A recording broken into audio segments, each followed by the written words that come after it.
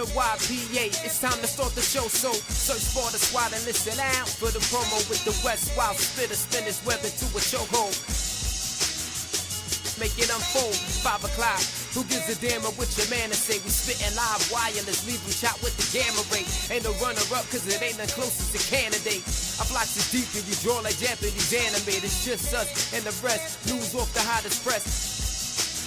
Kyle Holton, Philly West, reppin' with the legends, classic interview session, politics, sports segment, live phone, call up a question, it's the NYPA, 95 connection, real people, ain't no scripted cue card for direction, just team on the grind, time till it's all perfection, throw it past the satellite so you can catch reception, so touch ground with us, we kill challenges, and murder it for every number on your calendars, from west to the boogie down the Greyhound in this, we Google Spot, Anchor Podcast, pocket this.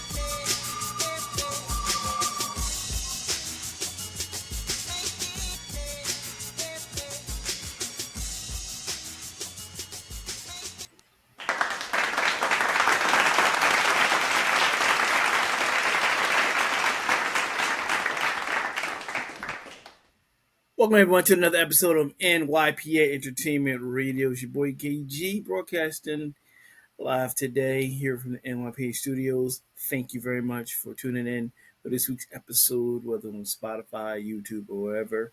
Remember to press the subscribe button to get notifications for brand new episodes of NYPA Entertainment Radio, the final season, the final run, however you want to put it. Appreciate you taking the time out to talk about some things that's going on in the world of sports and entertainment. You know what I'm saying? One of the things someone asked me recently about the show and being in the final season and all, when is it actually going to end and so forth. And normally they know that September is, usually do, it's like a brand new season, which will be season 15. Well, to answer the question, the final show will be in December of 2025. And the new show will be early 2026, probably sometime in March, after like the new year, my birthday, and so forth. I will, it'll be who was Kyle Graham going forward, and the NYPA logo will come down, and so forth. So, end of the year, I am going to do a 15th year. I'm doing a 15th season. It'll just be a very small. It'll be from September to December. I'm not going to go past December, wrap things up, but this is the last leg of it. Trying to do something. I might do for this show. I might wait for the new show, in my opinion. So I'm trying to figure that out also. So I'm not too sure yet, but I'll keep you guys abreast of. I might just save it for the new show, what I have in mind and who I'm trying to get in contact with. In terms of guests and so forth. So I'm still trying to figure things out. A little delayed on certain decision making because life be lifing, and I've been a little distracted, whatever. But I'll have it all together by that time, and of course I'll include you in on that. So don't worry about it. Anywho, I did see in my little quick review the new blockbuster hit this weekend coming out of you. Watching weekend of July 11th, is July 13th. The new Superman movie. I'm a big DC Marvel guy, comic book TV shows and animation and things like that. And I did see it. I liked it. It was really good. James Gunn, who kind of revitalized Marvel in the past, is pretty much trying to do the same thing with DC in his own way. And it was good. David Cornsweet, who was from Philadelphia, did a good job as the newest reiteration of Superman. I liked it. It was cool, and you take it for what it is. I don't get too deep into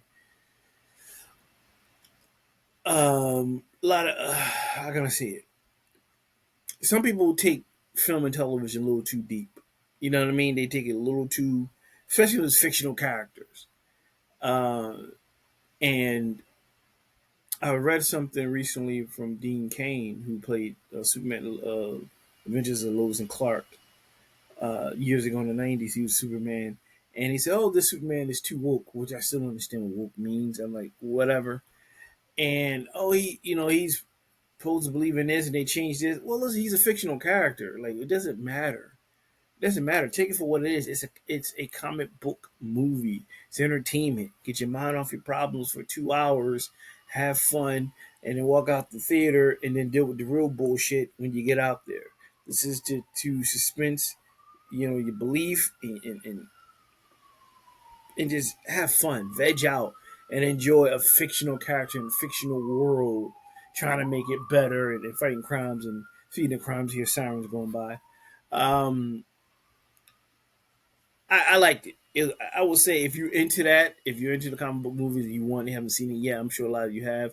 It's a good movie, man. Like, I dig it, man. It is. Uh, I enjoyed it. Nothing against it. I'm looking forward to Fantastic Four in 2 weeks. I like that type of stuff, man. It's fantasy and it's fun, and I watch the cartoons and all that stuff. It's entertainment. I don't get into the political side of it, or this person shouldn't play this character because he's of another color. He's another uh, gender. It doesn't matter. They're fictional characters. Oh, they shouldn't make this person black. Oh, what? It doesn't. It doesn't. They don't exist. They don't exist. Get upset if it's like, oh, they tapped Conan O'Brien to do the Malcolm X autobiography. Then you get pissed off. But something like where it's like, oh, they got a black Superman, or they changed the gender of this, or they got a new Ironheart, Iron Man who's a female. It doesn't matter. It's not real. Sometimes you got to shake things up, and sometimes it's always good to have something new and different. So when I see stuff online and people get upset about it, it doesn't make sense to me because it's a fictional. These are fictional characters. Enjoy it for what it is. A lot of people just take it too serious. You're not hurting anyone. But people like really take it to heart, and they shouldn't. They're not real. Enjoy it for what it is. It's okay to change up a little bit. It's okay to be a little different. It's okay if that person looks different. It doesn't matter. It's okay if their gender is different or their sexual orientation is different. It doesn't matter. The heart of it is you entertain and they keep the foundation of that hero. That hero doing good or that villain doing bad, and you're into it and you're like sucking to the action and the dialogue and this and this. It shouldn't matter what they look like. It shouldn't matter what race, color, creed is it, him or her. It shouldn't matter. But people really did get upset. People really made a big deal out of certain things, out of certain because there is a story. I can't think of the names. I think it's Zor-El of African American Superman. And there was rumors of Michael B. Jordan playing it or whatever. It's been up for the past couple of years. You comic book guys and girls know. And some people, I think, frown upon that. Again, it's so horrible. It's horrible. Let it go, man. We should be just be human beings. I'm gonna get off that soapbox. But go see Superman. It's dope. I like it. If you're into comic book movies, like the Marvel movies and DC movies and et cetera, go check it out. The joint is all right. It's pretty good. I think you guys will really enjoy it if you're a big comic book fan. So there's my critique here on NYP Entertainment Radio. Now, let's get into some news and some action-packed stuff. I don't know if it's action-packed. I'm just amping your guys up. Uh, let's see. All right. Pulling this up. Yeah. 50 Cent, I call him 50. 50 Cent launches his own action channel on Pluto TV. Quote, this is the next big step. 50 Cent Entertainment Endeavor coincided with G Unit Mogul's 50th birthday last Sunday, July 6th. He adds another victory for the Green Light Gang and a birthday gift in the form of another lucrative deal. Straighten on my camera. Coinciding with the G Unit head's 50th birthday, July 6th, like I said, his action channel has officially launched on Pluto TV. In partnership with Lionsgate, 56 Action will stream a free lineup of cinematic thrillers and blockbuster series personally curated by the rap and film mogul. Celebrating 50's birthday weekend, 50 Cent Action launches with a Curtis collection of movies starring Curtis 50 Cent Jackson, including Freelancers, Righteous Kill, Fire with Fire, Set Up, Blood Out, and Caught in the Crossfire. I only see like one of those films that they just named. Cool. I'm excited to bring 50 Cent action to Pluto TV, building on the channel's success. This is the next big step, and launching on my birthday makes it even bigger. 50 Cent said in a statement to this article, I've partnered with Lionsgate to deliver nonstop high power entertainment, and now even more fans can watch for free. Launched in 2013 and based in Los Angeles, Pluto TV is a streaming service owned by Paramount with over 350 channels. Before landing on Pluto TV, 50 Cent Action is available on Roku, LG Prime Video, Sling TV, and Direct TV. The grind never stops for 50 as he continues to build his film empire. The Queen's legend has also been cast in Street Fighter, where he'll play the role of Barak, who's a former boxer playing the security guard for the movie's main villain. There are more rules in the way, as 50 will also star in a horror film titled Skill House, and which hits theaters this month, and Deion Taylor's upcoming Free Agents. I haven't seen, and I watch Pluto a lot, and I might have skimmed over it because of certain shows and certain movies I look for on there. So I'm definitely going to check it out literally today because I'm always on Pluto. But that's dope right there, man. Like, again, different streams of revenue, have your own channel, and Pluto is a dope ass streaming service. If you're not familiar, go check that joint out. I stay on Pluto watching different movies and shows like Breaking Bad and Better Call Saul, and got the Drew Carey show, Growing Pain, like old shows, new shows, old reality shows. It's dope. Good. They have some good movies on there all the time. It's very similar to Tubi. They remind me of each other, but Pluto I think is better than Tubi. A little bit, yeah, just like a little bit better than Tubi. So that's dope to have him to have uh, his own action channel. I'll check it out. I'm gonna definitely check it out because I'm always on Pluto. And if I remember, because I got a lot of stuff going on, I'll let you know my opinion on it by next week's show.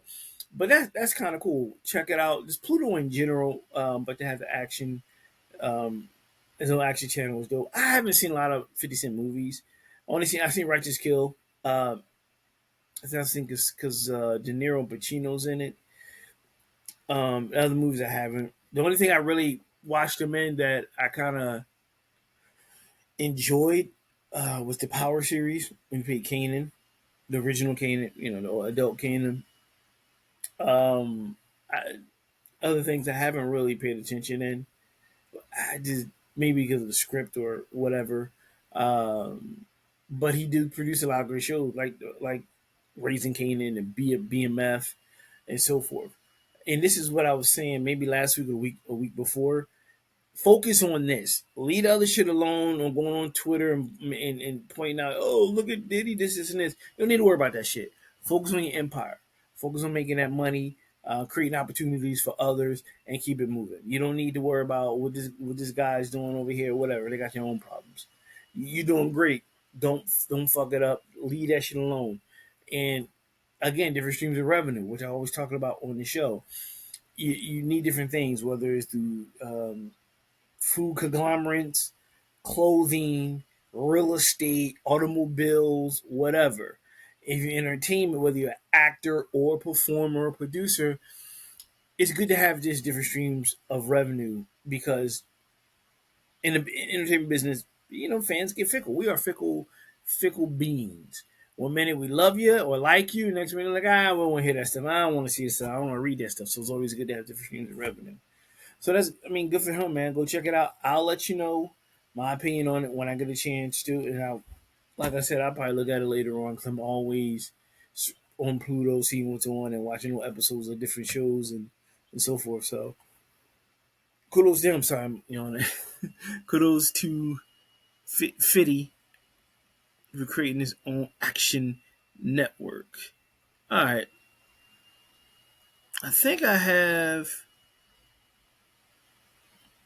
I do. I have a Lauryn Hill double bubble. That's right, Lauryn Hill double bubble. I just like saying double bubble because my lips bounce. Anyway, it's weird. Let me get to Lauryn Hill speaks out against misconception after delayed Essence Festival. I appreciate those who stayed. Remember last week I discussed this. This is Lauryn Hill's side of it. Lauryn Hill is thanking Essence Fest for taking responsibility for her late set time. On Saturday, July 5th, the Everything is Everything artist was set to perform at the 2025 Essence Festival of Culture at Caesars Superdome in New Orleans with an original time slot of 12:35 a.m. However, her set started at 2:30 a.m. local time and concluded 3:37 a.m. Then on Monday, July 7th, Essence Fest released a statement addressing Hill's performance and took responsibility for Hill's late set. The next day, the 50-year-old singer issued her own statement to her Instagram profile, and thanked the festival for clarifying for the delays were not her fault. Um, In Hill's post, she included several screenshots of her statement, which began with her saying, "Family, let me address a few things. I'm involved in every aspect of what it takes to put on my show because it requires that much involvement to protect the integrity of my message and the quality of what I do," she continued. As for this reason I rehearse and arrange the music diligently with my band. I'm involved in every aspect of design, preparation, and production of my shows while also being a parent, grandparent, and steward to my immediate family and community. Hill shared that while some get to focus on a single discipline or category, my role requires that I have eyes everywhere and contribute to most, if not every department and more.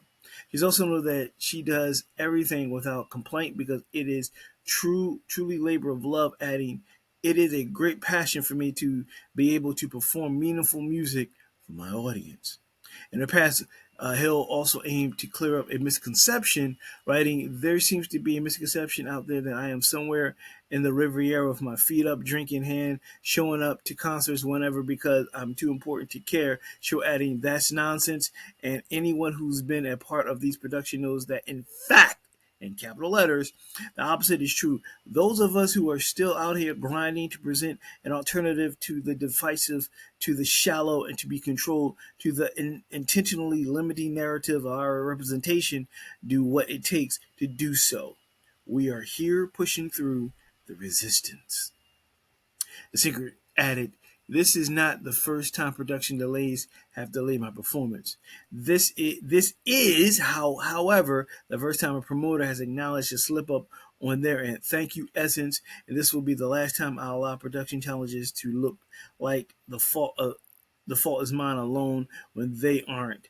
Her statement continued by remarking, that it's God's grace that sustained me and the love of the fans who appreciate that my message came from them when they needed it most, and know, capital letters, that I was probably punished for being so honest in the midst of big business. She concluded by adding, "Media fact check and watch what you irresponsibly put out there. There are consequences and I get it right, y'all. Misrepresenting. I got it. The facts, despite the late start. I appreciate those who stayed and rocked with us." The festival went from July 3rd to July 6th. Well, there you have it. It was, Essence stepped up, which is rare to admit that it was their fault, and it wasn't Lauryn Hill's blame. It wasn't her fault this time around. Now, I'm not going to question whether it was true or not because it could be, and I'm not going down that rabbit hole and saying, "Oh, they're covering up." I don't know. They said it. They said it. They didn't have to say it, and it probably is. We don't know. We're not there. We're getting spoon fed from the media of what's going on. We're not exactly there to see or hear what the situation is, and you got to commend her. You commend them for stepping up and saying, "Yeah, it's our fault," because some promoters won't do it. A lot of promoters are pointing the fingers like, "Hey, the artist, whatever," and there you have it. At the end of the day, going forward, we'll see what happens. Because it's because now, like, look, life be life. I get it. You show up late to work to whatever. It happens every now and then. But if you constantly do it all the time and you're known for doing that, your excuses, in my opinion, seems to wane a little bit. You know what I mean? It's kind of like, but you do it all the time. But they stepped in and said, no, that was us. It wasn't her. We take full responsibility. Blah blah blah blah. Boogity boom boom boom boom, and that's it. And that's cool. And for those, God bless you for staying there. Number one, the fact that she's coming on 12:35 a.m. was set to do that. Period. You out of your mind. I'm not staying that late. And she came on 2 hours later, like I stated, until 3 something in the morning. Forget that. But initially, 12:35 a.m. I'm not. I don't care who you are. I'm not coming in for a midnight show. I'm gonna get on at a decent time. And here's the thing, Essence. If you're jam packed, to make a third day, or hey, cut down the sets a little bit. Because why you have people there after midnight? Because you know shit happens. Things get delayed. I don't know about you. It ain't gonna get older too. Shoot, damn near by 10 o'clock, I'm nodding. You know what I mean? Like it catches up with you. But 10, 12:35, my gosh, you slayed at 12:35 a.m. Like, nah, man, like you can do a little earlier. That's the next day. And literally that's the next day. She's literally that was a third day. You might say she's scheduled for Sunday, July. She's scheduled for like what's that, Saturday to Sunday. She's there early Sunday morning. I came in on a Saturday night and left Sunday morning. Type of shit is that? You out of your mind? Like you crazy? Came in like, hey, it's 7 o'clock Saturday night. Yeah, we gonna get out of here. We gonna have some fun. And next thing you walking out. It was like, damn, so, diners are opening, breakfast places are opening up and shit. People get ready to go to church. We out in nah. So God bless those who wanted to see her at 12:35 and those who stayed till like 3:30 a.m. God bless you. I couldn't do that. I don't care who you are. See me yawning now. I couldn't do that. I couldn't do that. But as I continue staying with Lauryn Hill, Drake brings out Lauryn Hill for one night of London Wireless Festival. The artist performed a surprise mashup of X Factor and Nice for What during the R&B themed show. Lauryn Hill was one of the 6 artists Drake tapped to share the stage with him on the first of his 3 nights headlining London's Wireless Festival this weekend. This weekend. As I'm talking, literally this weekend. The OVO rapper set an R&B theme for the night. One of the concert series which saw him pass the mic to singers such as Mario, Bobby Valentino, Bryson Tiller, and Giveon to churn out their crowd-pleasing singles. Label signee Party Next Door also got in on the action, with the duo performing a range of tracks from "Come and See Me" to "Mothballs," "Somebody Love You," and Spider-Man Superman together.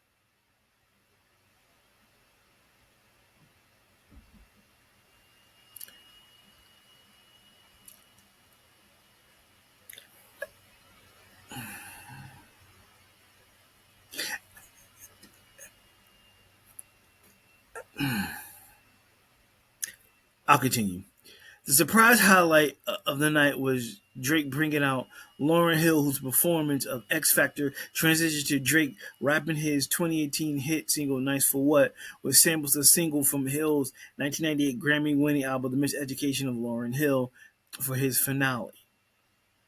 Videos from the festival show a lively, engaged crowd, with one fan remarking that witnessing the mashup was one of the most incredible things I've ever seen live, adding, "This was an absolute insane moment to see live in the flesh." Social media personality Binda Don, I can't make this up, folks, also can also be heard visibly shocked by Hill's presence in a video streamed live from Aiden Ross's Kick stream. The reactions that changed from Hill showing at the Essence Festival last weekend, where she was reported to have performed in front of a near empty stadium at Caesars Superdome in New Orleans as a result of logistical issues, which pushed the singer's set time back to roughly 3 a.m. Essence assumed responsibility for the technical issues that led to the delay, writing in a post on Instagram. She arrived on schedule, stepped on that stage, and delivered the kind of performance only a legend can. The delay, not here, will take that. Drake, fresh off the release of his latest single, What Did I Miss, which addressed the 2024 beef with Kendrick Lamar and other fellow rappers, will take the wireless stage again. He did Saturday and today, Sunday, for the 20th anniversary of the festival, whose stage has been graced by the likes of Rihanna, Nicki Minaj, Jay-Z, Bruno Mars over the years. This marks Drake's fourth time performing at the festival, having appeared previously in 12, 15, and 21. I wonder what time Lauryn Hill showed up. Sound like she showed up on time because everybody was happy. Good look. Uh, Overall, I think that's a cool when you have a surprise guest like that, like a legend like Lauryn Hill, to do something that may never be done again or have never been done. Period. To have her have them, as you say, a mesh up with Drake and perform together. That's dope because it may not happen again. It may be again a one time, one night thing, one night only surprise. To have these two talents come together and just do a song together. That's dope because again, you never know what's going to happen in life, and at least it's on record that it did happen. And I think it's a great surprise for those in attendance in London to see that, to see Drake perform with Lauryn Hill and the whole nine. She showed up on time. Everyone was happy. Went off without a hitch, and you can't be mad at that, man. And it's something people will always remember. It's again, it's a once in a lifetime thing, um, to see that. Now you can say it could happen again. Anything is possible at this moment, at this time. It's only this is it. This is it. They did it, and that's cool. And kudos to them, man. I wish I was there to kind of. I'm not a big Drake fan. I like some of the songs. Some of the songs he some of the. Okay, I mean, I don't say some, one or two songs. Some is like a lot, right? And some is like more than two.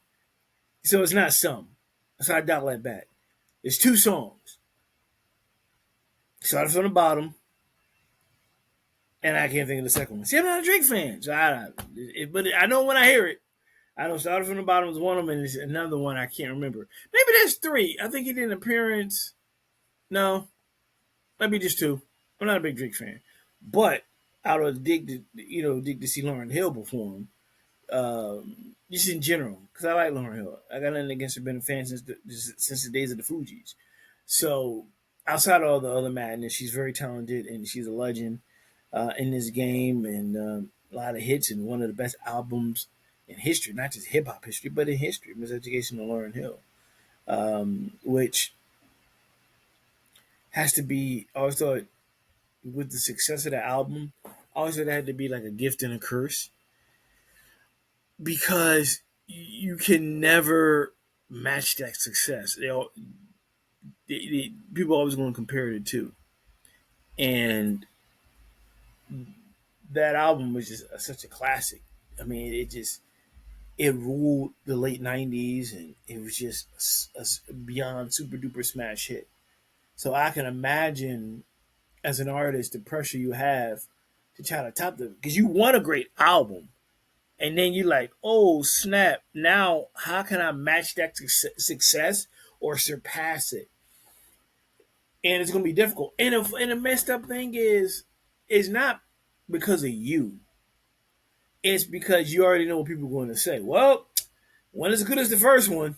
The first one, it was just something missing because sometimes you take a different approach when you do an album. Sometimes you do an album a year or two later, your mental is different, your approach is different, and although it may be good, they may say, "Was it good as the first one?" And same thing with a sequel to the movie.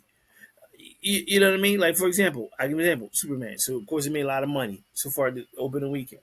So you already know there's a second one coming down the pipeline, and all automatically, always people always going to compare the original to a sequel, no matter what.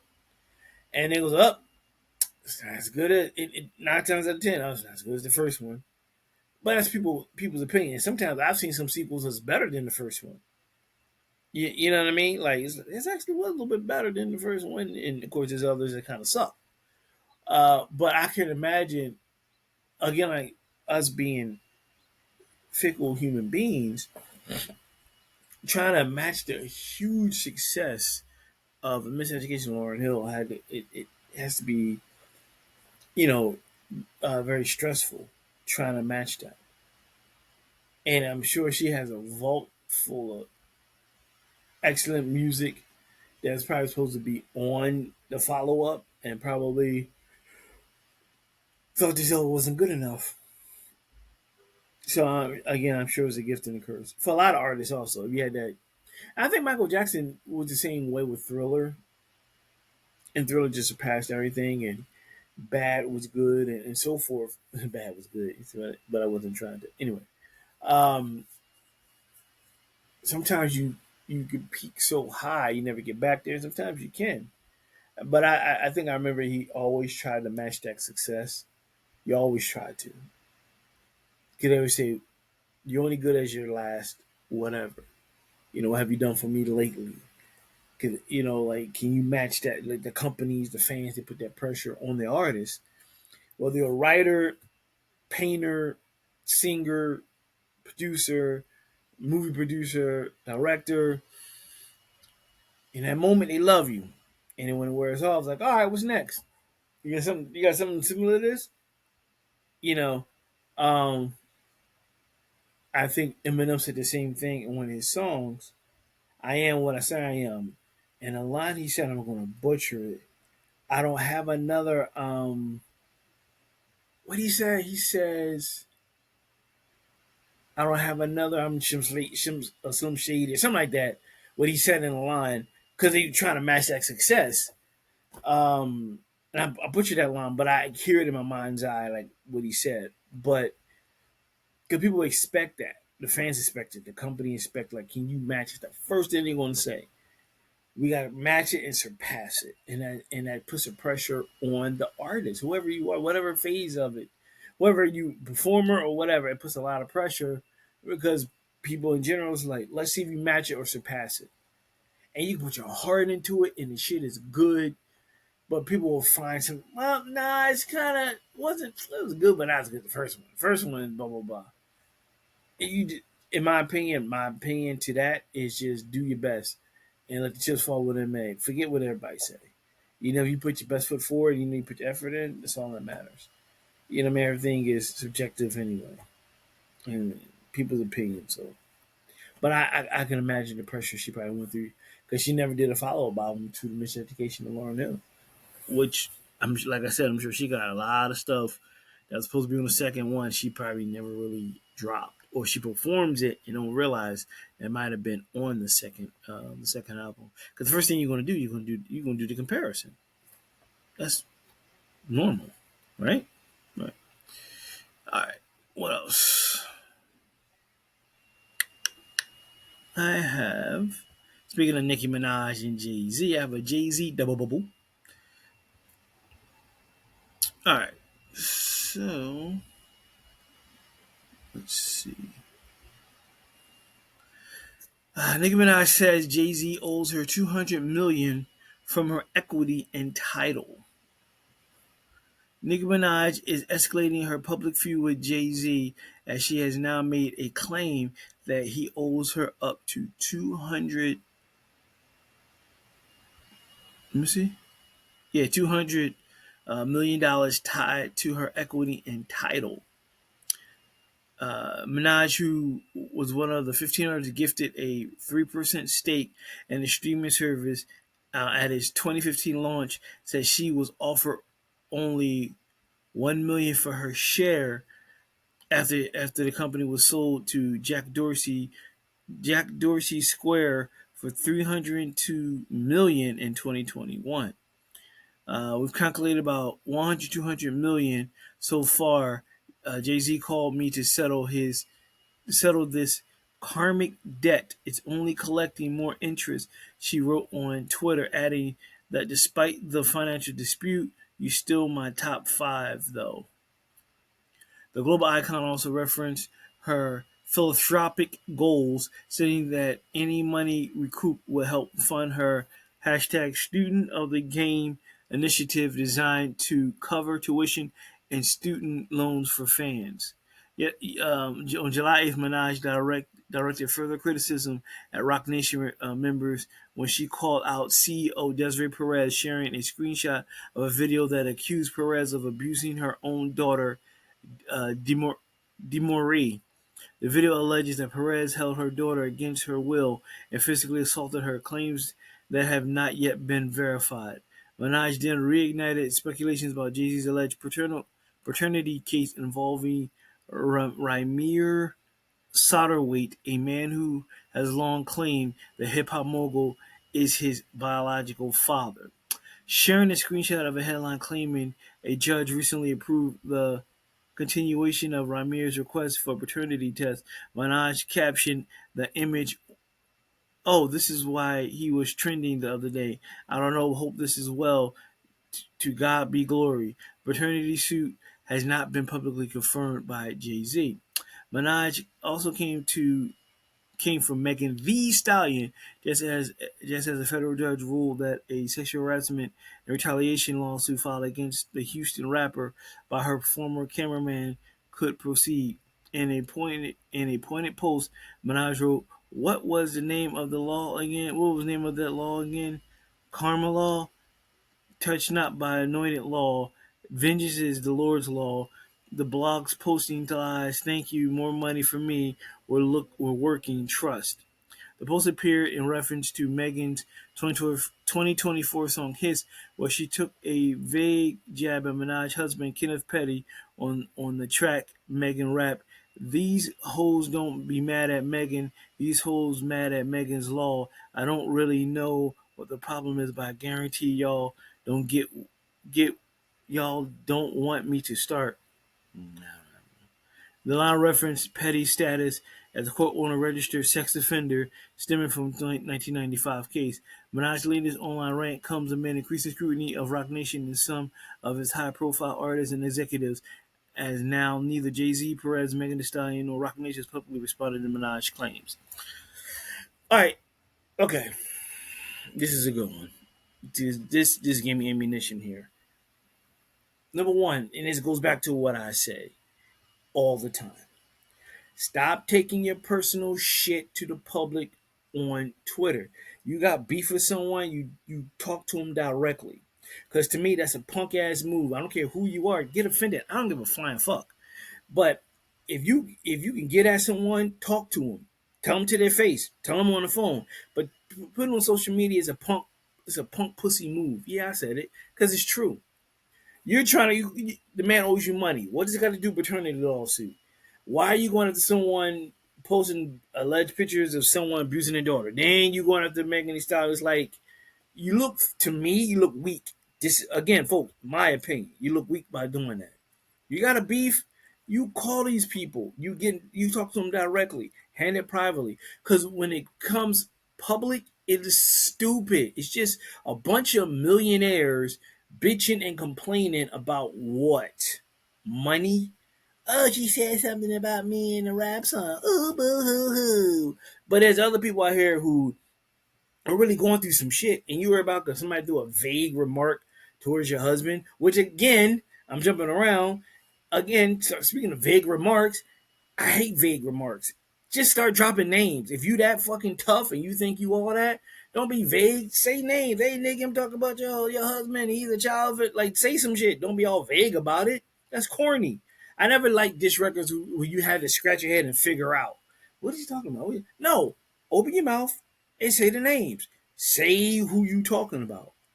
That's how I thought you should say. The best to me, best diss records is when you naming names. I love that shit. Name it like you know for sure, a clear cut who they're talking about.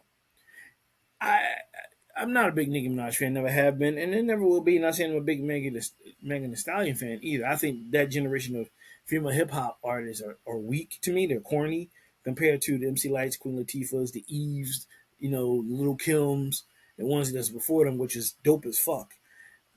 I'm not a big fan of the current female hip hop artists today. Anyway, that's a whole other story for another time. But those who follow the show, you know how I feel. But taking to social media and throwing jabs at people is a punk move. It is.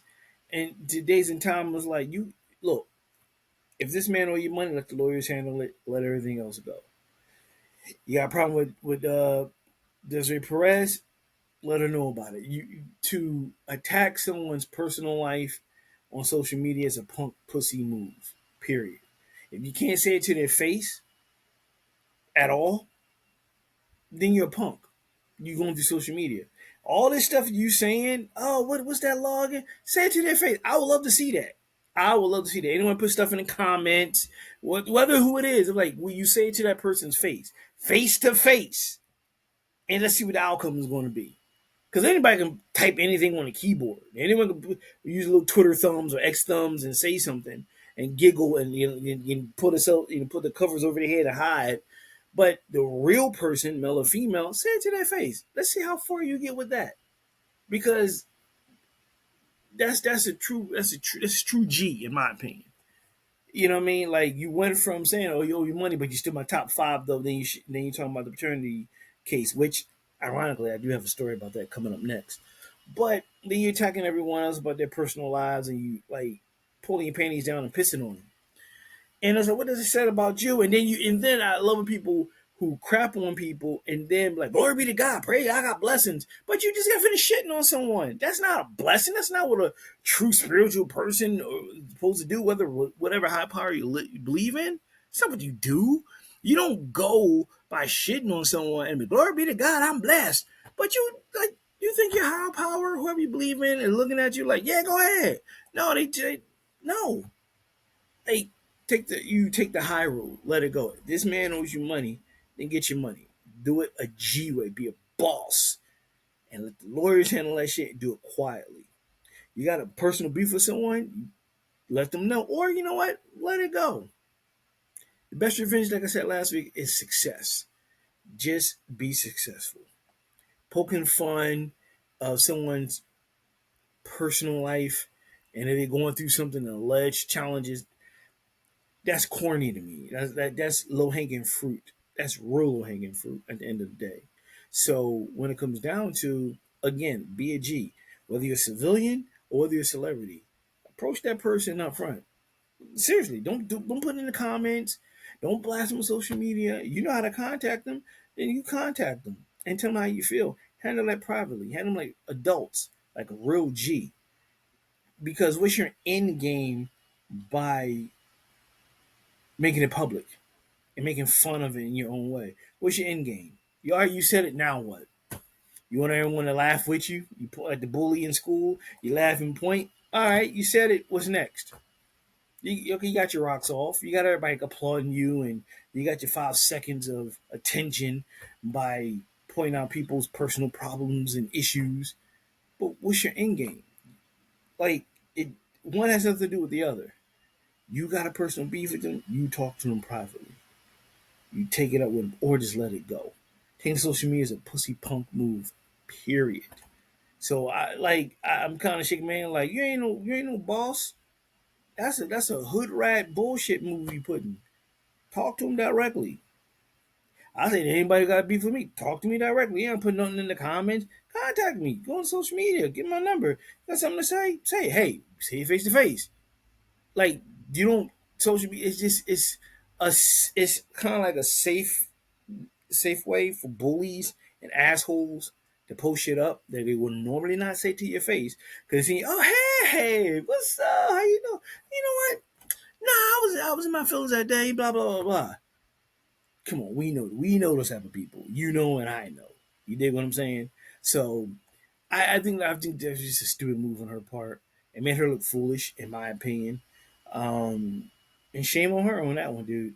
Seriously, especially when it comes to just family, kids, like sexual harassments and stuff like that. You don't poke fun at that. You don't. "Whoa, vengeance is mine," says the Lord. No, the Lord, not in that way. And God bless, be blessed. But you being an asshole, you trying to cover it up. Come on, I'm gonna call you out on your bullshit. You know what I mean? It's stupid to me. That's dumb. Like, be a boss. Talk to him privately, or just let that shit go and go ahead and be successful. Make your money and keep it moving. That's, in my opinion, the main key way of, I don't know, revenge. Maybe if you want revenge, success. Show them how successful you are. Period. You know what I mean? I think that's would be a good way to do that. That's just, you know, but that's me. And I'm special. Okay, all right, moving on. Enough of that rant about her. But that pissed me off when I read that. I was like, one has nothing to do with the other. Let's see. Speaking of Jay-Z, like I said, Jay-Z shuts down paternity claims, calls RYMIR Satterthwaite's allegations fabricated. In a newly filed court documents obtained by this article, Jay-Z is asking a federal judge to step in and shut down a lawsuit filed by 31-year-old RYMIR Satterthwaite, who continues to allege that the hip hop mogul is his biological father. Satterthwaite also filed the latest complaint in May, accusing Jay of knowingly avoiding a paternity test and using the celebrity status to silence him. The lawsuit also alleges fraud, manipulation of the legal system, and a pattern of intimidation, claims Jay-Z's legal team flatly denies. In response, the Roc Nation founder, born Sean Carter, called the lawsuit the latest chapter in what he describes as decades-long harassment campaign carried out by Satterthwaite. His lawyers noted that similar allegations have already been addressed and rejected by multiple courts, and that continued efforts to push the narrative have resulted in contempt order. Jay-Z also told the court he only learned of the latest filing on June 3rd and requested additional time to formally respond. His legal team claims an attempt to contact Satterthwaite's guardian to coordinate was met with hostility, stating that the phone call ended with her hanging up. Satterthwaite's lawsuit outlines claims that his late mother, Wanda Satterthwaite, was in a relationship with Jay-Z in the 1990s. He says the rapper has gone to great lengths to avoid acknowledging his alleged paternity, including alleged refusing DNA testing and pressuring the courts. Satterthwaite claims the years-long legal battle has caused him emotional distress, public embarrassment, and even health complications. The Philly native also and the Philly native also alleges a violent threat against him in the form of a car shooting and an incident that he believes was a message intended to silence him. Despite the serious nature of his allegations, he says he's not seeking back child support, but rather damages for the toll the situation has taken on his life. The 55-year icon has remained largely silent on the matter over the years, though his legal team maintains there is no truth to Satterthwaite's claim. The judge has yet ruled on the latest filing. See how he's handled it? He let the lawyers fight that shit out. Don't go to social media, keep your mouth shut, be a G, and let your lawyers handle it. I don't know. I can't say yay or nay. It's his side, Jay's side. Everyone collectively who watches this, somewhere in the middle is the truth. Who knows? I don't know. He believes that it is. He believes that um, that's his father. Who knows? You see, what he's denying to take a DNA test. We don't have to. He doesn't have to. That doesn't mean that he's guilty. That just means he like, I'm not gonna put myself through that because I didn't do anything. And I guess in his mind, he may think by taking it, it may add to like, oh, he is guilty or whatever. I don't know in this situation. Um, who knows? He could be, could not be. It could be a situation where he probably did have a fling with his mom's, and something, but nothing came of it. You messing around and whatever. And she could have said, "Hey, yeah, who knows?" Or someone in the family, like, "Yeah, you might used to mess with Jay-Z. You kind of joking around. You kind of look like him." And he probably was like, "Oh," and you don't know who's really his father is. And like, you know what? Let me look into this. Who knows? There's very different variations of this you could put together. Um, will we ever know what the truth is? I don't know. Will the judge force it? The judge could. The judge could. I believe force like, all right, let's get a DNA test and see what happens. But I don't. The thing I'm thinking for, I think he get denied. It could be a court order. Who knows? But I think the only way to solve this problem is that. But you can't say yay he is or no he's not because of he refuses to do something.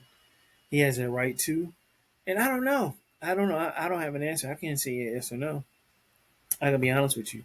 I don't know. I wasn't there.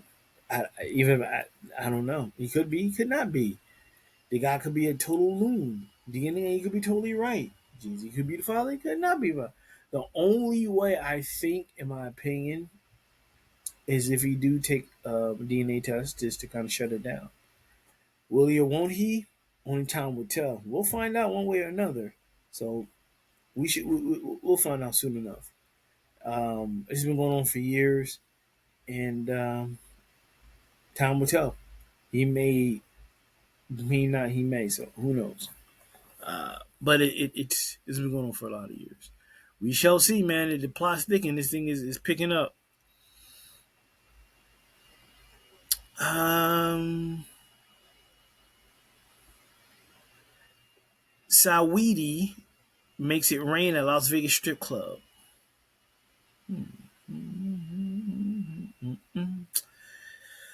Vegas got a whole lot icier this weekend when Saweetie stormed into the strip club and turned it into her own personal snow globe of chaos and cash. The Icy Girl rolled into Crazy Horse 3, grabbed $10,000 in singles, and sent the club into a chaos, rushing to the stage, twerking, tossing stacks of ones, and partying with strippers and friends like it was her own personal after party. Gorgeous entertainers danced to her biggest hits while Saweetie hyped the crowd and kept the energy high well into the morning. But just when you thought the night couldn't get any crazier, Travis Scott shows up. We're told the rapper dropped $30,000 in singles and popped a magnum of Don Julio 1942 before hopping into the DJ booth for an hour-long set. Travis took over as the club's unofficial DJ, shouting out his favorite tracks, calling dancers to the stage by name, and getting the entire room to buy shots and keeping the party going. Later, two superstars linked up in the VIP for a friendly late-night celebration for heading out separately.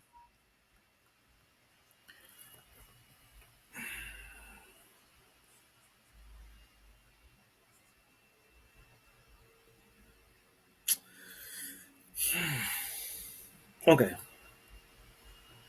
I'm gonna be real with you guys. All right,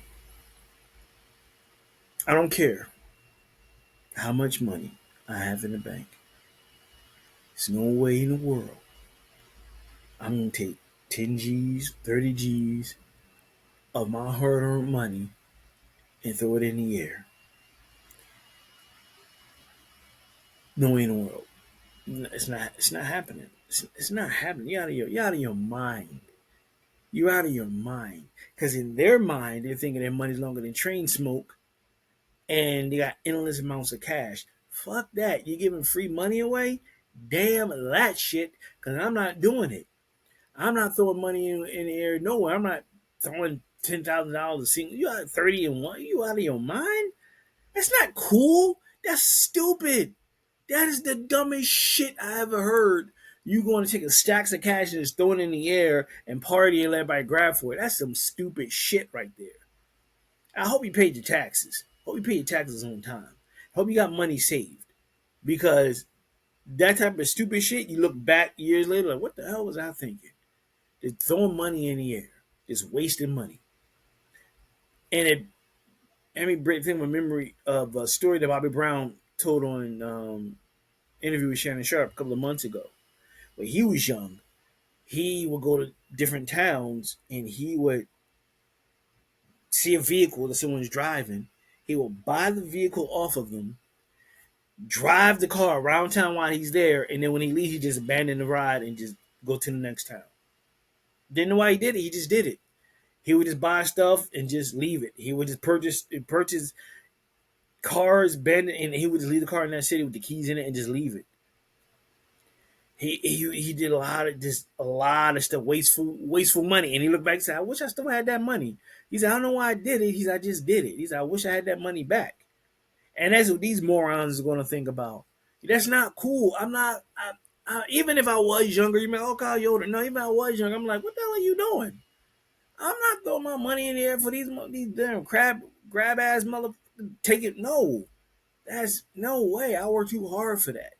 To throw $30,000 is a lot of money. $10,000 is a lot of money. Throw it in the air like it's nothing. You out of your mind. It's nothing cool, nothing sexy. It's all stupid. It's dumb, and it doesn't make any sense at all. Give me a reason why it makes sense. I dare anyone in the comments get at me on social media and tell me that makes sense. Tell me that's cool. Give me a logical reason why that makes sense. Tell me why that would be cool to you. Would you do that? Would you have 30 G's in ones or $10,000 in ones and just be throwing it in the air? And you got money and you can do it, but would you do it? I wouldn't do it. I don't care if I'm the richest man. I'm not doing it. I'm not throwing that. To me is you showing off. You are egotistical. It's other words I can't think of right now. I'm drawing a blank, but you just really someone who's just rubbing your fortune in other people's faces, and that's gonna come back and bite you in the ass. Cause it's not like you're giving it to charity. You're not like, oh, here we're giving it to charity. You just showing off. Cause you like, I gotta like that, and just throwing shit in the air. You gonna look back and was like, damn, I could use that 10 G's for something else. It's like you wasting money. And you be like, I gotta like that. It don't matter if you gotta like that. That's not cool. That is the dumbest thing I've ever heard. There's nothing cool about that. It doesn't like that's stupid. And if I knew, I'm like, what the fuck are you doing? That's your money. Like, hold on to that. Why are you wasting and throwing it in the air and giving it away? You want to give it away, give it to charity. Give it to something of a need, like St. Jude's or homelessness or something where it's going to help someone, not just doing it because you want to shake your ass and play music and show that you the pimp of the year and you got it like that. And your money's longer than train smoke. That's the dumbest shit I've ever heard. They two freaking morons who I'm not a fan of anyway. Their music suck like balls on a hot July day. So, they're morons. And anyone's around them who condones it, who cheers them on, morons also. Because it's stupid. That's just so dumb. That's dumb. And if y'all like that shit, God bless you. But that's stupid. Like, why would you throw money in just to do it? That's dumb. You know what I mean? Like, that's a lot of money. There's people out there who needs that right now, who need that for mortgages or rent or whatever, and you just throwing it away. Just throwing it away. Not to charity, but just throwing it away just to show that you can do that because you got more. That's stupid. If I'm your financial advisor, I'm cussing you the fuck out. I'm like, what are you doing? You know that you can go like that at any time. Money comes and goes fast. No matter how much you have, you may think it can go at any time. A little spiritual on you. The Lord snapped his finger, it can go like that. In some weird shape or form, it can. So I think it's a stupid move. I think it was dumb. Just throwing it up there. There's nothing cool about that. I'm not impressed. I see you do that. I'm like, I'm not impressed. You're showing off. That's that monkey bullshit. That's stupid. Bunch of idiots, man. Bunch of idiots. Last but not least, then I'm gonna let you goes. This is a good one. Larry David said HBO return after Curb Enthusiasm with American History sketch comedy show Obama's Higher Ground to produce. At long last, Larry David is returning to HBO again. Um, this article has learned that exclusively that the Curb Enthusiasm creator and star has retained with a premium cabler on a sketch comedy limited series about American history. David is writing the series with Jeff Schaffer, who was a showrunner, executive producer, and frequent director on Curb. David will also star in the 6-episode series. Both David and Schaffer will executive produce the half-hour show, with Schaffer also set to direct. Barack and Michelle Obama are executive producing under their Higher Ground Productions banner, along with Vinny Malhotra and Ethan Lewis. Quote, I sat across the table from some of the world's most difficult leaders and wrestled with some of our most intractable problems. Nothing has prepared me for working with Larry David, said former President Obama. Along with David, the sketch series will feature a mix of some of Curb Enthusiasm actors and other guest stars, which with exact casting details to be announced at a later date. The official logline states President and Mrs. Obama wanted to honor America's 250th anniversary and celebrates the unique history of our nation on this special occasion, but then Larry David called. Once Curb ended, I celebrated with a 3-day foam party, David said. After a violent allergic reaction to the suds, I yearned to return to my simple life as a beekeeper, harvesting organic honey from the wildflowers in my meadow. Alas, one day my bees mysteriously vanished, and so it is with a heavy heart I return to television, hoping to ease the loss of my beloved hive. This marks David's latest return to HBO. Curb Enthusiasm originally aired for 8 seasons at the network between 2000 and in 2011.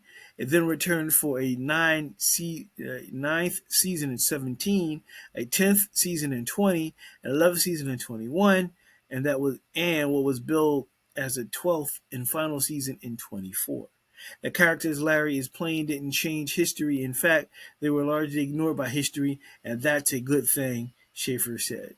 Curb Enthusiasm is one of the most popular comedies of the 21st century. The show has received widespread critical and audience acclaim since its original debut. The show received 55 Emmy nominations across 12 seasons, among many other awards and accolades. It's hard to remember a time before Curb or without Larry David's perspective on modern life, said Amy Gravitt, Executive Vice President and head of HBO and HBO Max comedy programming.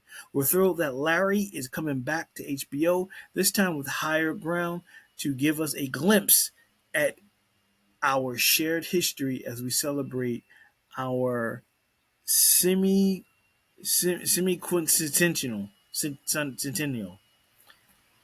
I don't understand the word. Anyway, David and Schaffer originally worked together on Seinfeld for their collaboration on Curb. They also worked on the TV movie Clear History, which is funny, in which David starred. Schaffer is also known for co-creating the shows The League and Dave at FX. Higher Ground has set up a number of scripted TV projects in recent months outside of the HBO sketch series. Those include Netflix shows The Artruist about cryptocurrency exchange FTX and a series version of the novel All the Sinners Bleed. The company is currently under a non-exclusive first look deal with Netflix. David is written by WME. Schaffer is written by UTA, and blah blah blah. That's cool. He working with the Obamas, and it sounds kind of weird that Obamas is like executive producing a sketch comedy show with Larry David. I love Larry David. I love Seinfeld. I definitely love Curb Enthusiasm. I'm a huge fan. Seen every episode 10 times over. Um, it's man, one of my favorite shows of all time. I can't wait to check it out. I can't wait to watch it. I think it's gonna be funny. Larry David is just a brilliant writer. Is just dope, man. I can't wait to watch it. I can't wait to watch it. And like I said, when I read the headlines that the Obamas are working with him as executive producer for Larry David or sketch comedy, I'm like, this is gonna be interesting. And it's kind of like, listen, you thinking, well, the former presidents and this and this. again, they're human beings also. They're not gods. You know what I'm saying? They're regular people behind the scenes that have life problems that probably curse and fuss and fight and do all types of things. Status is one thing. Human beings are something else. They're human beings who probably love raunchy comedy, and it has to be really be a fan of Larry David for them to have their company back him with this show. They have to be a fan of Seinfeld. Definitely a fan of Curb Your Enthusiasm, which is like a raunchy version of Seinfeld. I can't wait to watch it. I'm gonna let you know about it. Again, I'm a huge, huge, huge Curb Enthusiasm fan. A huge Larry David fan. I think he's a brilliant writer. Um, Curb is definitely like Larry. The character of Larry David is he definitely I vicariously live through him because he says a lot of stuff that I want to say to people. He just let it out because it's just like things you see every day. He may go a little overboard, but it's like, yeah, he got a point. How I feel about that. So I can't wait to watch it. I can't wait to check it out whenever it come out. It may come out September 26th. I'd like the bicentennial year or centennial year in 2026, 200 years, 250 years or something. So it should be dope. I'm looking forward to that. And again, man, whether it's going to be in this show or the next podcast of Who is Kyle Graham, you're going to hear my opinion about it, and I can't wait to check it out. Now, I'm going to let you guys go. Thank you so much for taking time out to let me do my best to entertain you and talk to you. Remember, press the subscribe button here on YouTube or even on Spotify with more platforms to come, either with the final season, the final run, the final season NYP Entertainment Radio, or Who is Kyle Graham's coming up in 2026. Thank you a lot, and I hope you enjoyed it and have a safe week. Believe with that higher power you believe in. Stay focused. Let the bullshit get to you. Take it one day at a time. I know it's easier said and hard to do, but we just gotta take it one day at a time and do what you gotta do. Get at me on at NYPAENT Instagram, Kyle Graham on Facebook, and that's it. Ladies and gentlemen, boys and girls, and I always say small dogs that wake you up in the morning, that shit shut up. Thank you for joining me today. Appreciate it as always. I enough words can't say how much appreciate you guys taking the time out to watch this show and the show in general for the past 14 and a half years. Thank you so much. I always say this. I wish I had an outro for you. I have to create a new one with all original music, so I won't get flagged by YouTube or Spotify or anyone else. So I do apologize, as always. Thank you very much. I will clap. You hear the clapping? Should hear the clapping if I mess up this week with the audio again. Should hear the clapping? I do the thumbs up. Oh, I don't like that. No, it's better. No, it's better right there. Okay. And you'll see the logo, and that's it. NYP Entertainment Radio. Everyone, enjoy your week. See you next week.